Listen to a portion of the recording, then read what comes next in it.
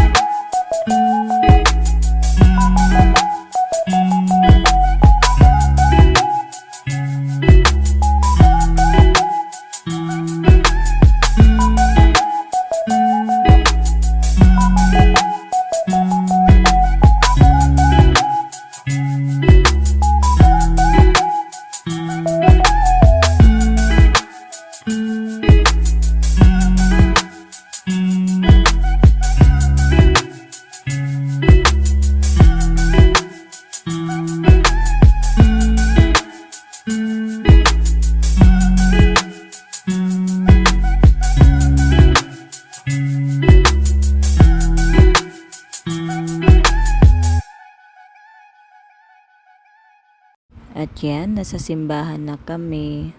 Yan ang bulinggit, nakaupo na. Mamaya niyan, maglilikot na yan. Yung manika na yan, hindi talaga niya maiiwan kahit sira na yung damit niyan. Kapag pinapaiwan ko naman, sasabihin naman niya sa akin, kawawa daw yung baby niya. Nakakatawa nga eh. Yan, gusto niya maupo dyan sa gilid. Fast forward na namin yung video, nasa SM na kami niya. Nagmamadali kamit na iihi daw siya. Pagdating pila pala, buti na lang nagpigil pa. Ayan, sasaglit lang kami ng grocery. Napakakulit pa niyan. Gusto pa yung maglakad, ayaw sumakay sa cart. Tingnan nyo nga, gusto pa buksan agad yung pagkain. Yan muna, thank you for watching.